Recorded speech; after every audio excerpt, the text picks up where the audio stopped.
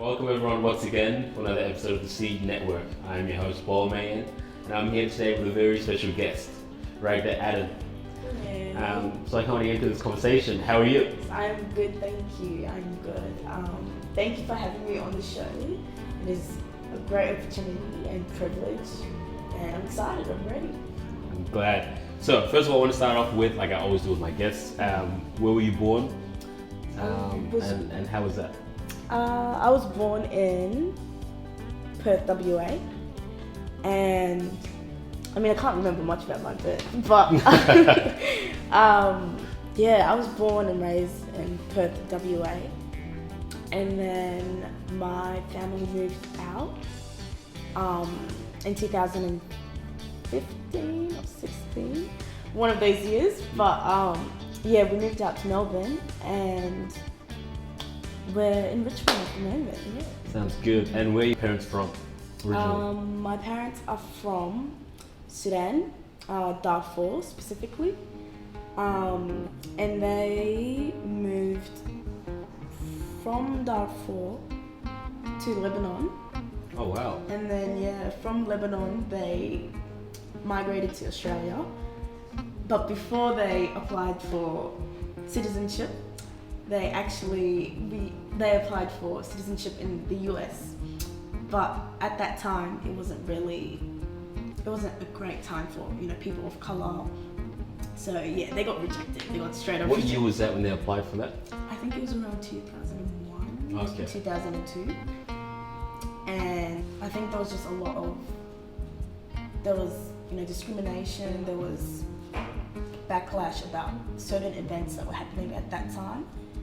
And, that never, that was not an opportunity for them. And honestly, I'm thankful. That's because the US and the state they're in right now, it's not something that is great, but thank God every day that I am somewhere safe. Do you know much about Darfur? Because I've never been there, I don't know much about it. Yes, so I haven't been to Darfur, but I have been to Sudan. The environment was very different, even from Khartoum.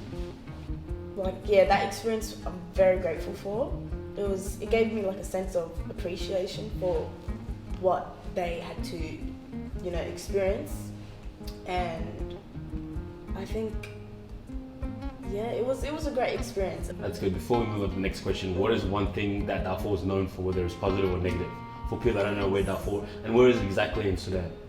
So Darfur, a positive, I'd say the people itself is positive, and a negative,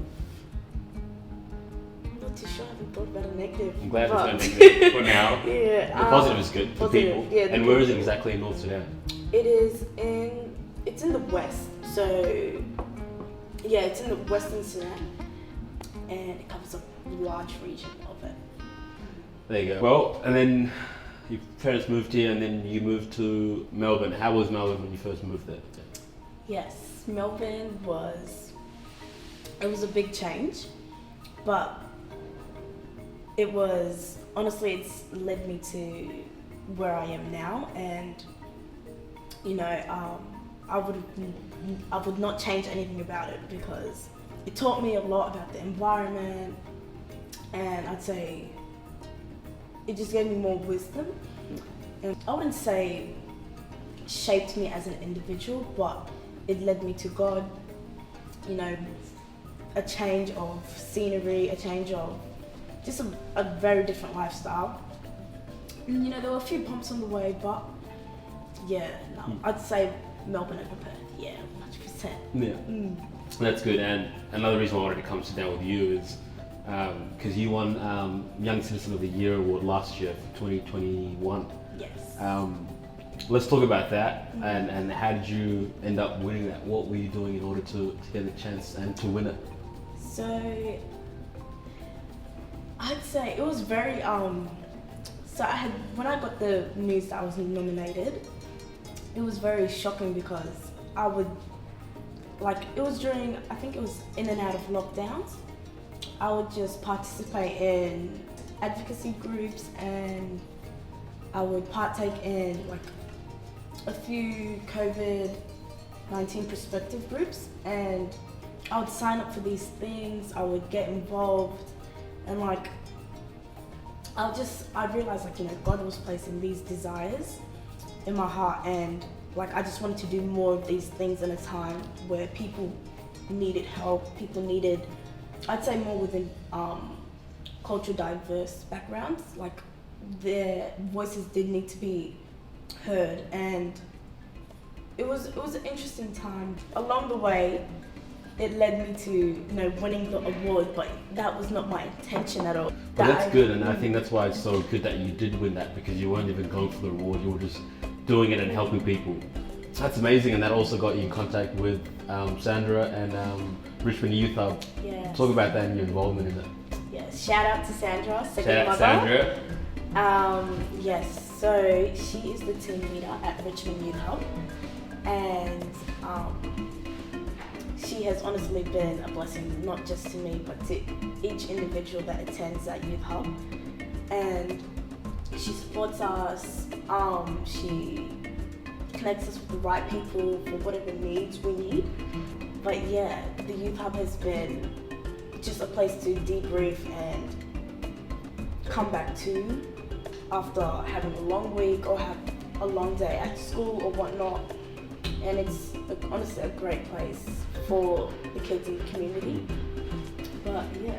That's good, and that's why I'm very happy that they have a space like that for the people in the community and for young people who are in that situation where they wanted to debrief and wanted to go somewhere where they could just relax, and that's a place for it. I like that, and I know you're very spiritual, and you spoke about God a few times. Here in Melbourne, you've also attended a church called Boom. Yes. And you've been enjoying that. Talk about Boom. Yes. And how has that impacted your Melbourne experience? Yes. So it's Planet Shakers is the church, and then Planet Boom is the youth ministry of the church. And then so every Friday, teenagers all across Victoria gather together, and they come to the church in South Bank, and we just have an encounter with God, and it's a place for teenagers to simply set themselves up for a relationship with God. And you know, God is at the center of it at Boom, and it's a place that I'm grateful for. It's taught me a lot, and yeah, it's just a place that God is moving in, and I'm glad that you have a space like that where you could feel spiritually connected and to have faith and to be around the right people, because I know you are heavily involved with that because of the people as well. How important has that been for you?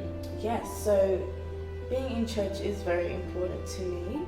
It's like it holds me accountable with like my relationship with God and just how we progress things. Like, yes, there have been days, there have been times in my journey where I'm like, Lord, I don't want to go to church, da da da da da. Or like I'll have situations where it's either this or church. But I think God is so gentle in the way He works in people's hearts, and the way He's worked in my heart, where I found myself at church every single Friday and Sunday, not because I have to be there, but because I want to be there, and like I get to be there.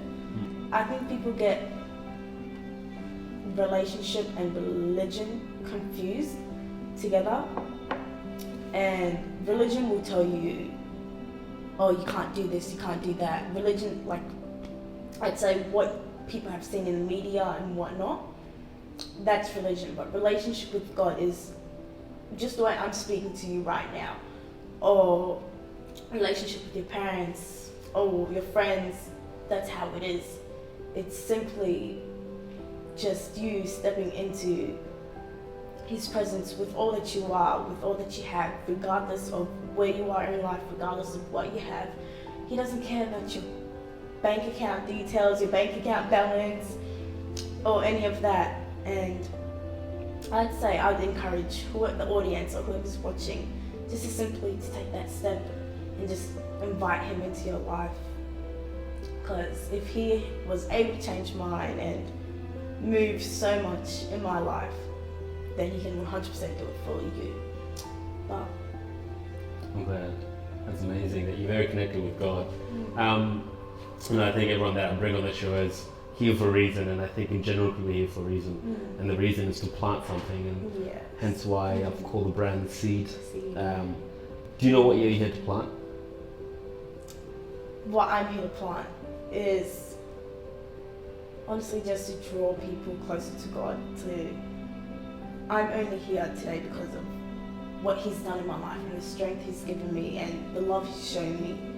And if I'm able to experience something so significant and so impactful in my life, then I want to share that. I want to be like, yes, you deserve to, to know someone who's so kind and so, just, it's like, I don't think there's any word that could describe how in awe of God I am.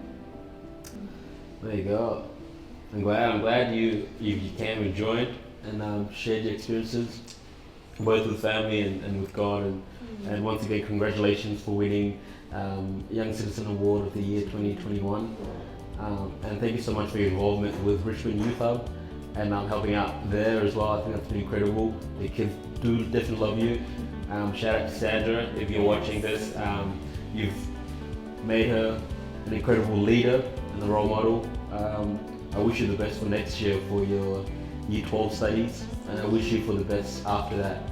And I hope you continue planting seeds into connecting people more with God and on their spiritual side. So Raghda, thank you so much once again. Thank you for having me. That's thank alright. you. This is a privilege. And thank you. So once again, thank you guys so much for joining us for another episode. This was another fun episode. Thank you so much, Raghda, for joining us. And thank you guys for watching and for listening. I'll see you guys in the next episode. Take care.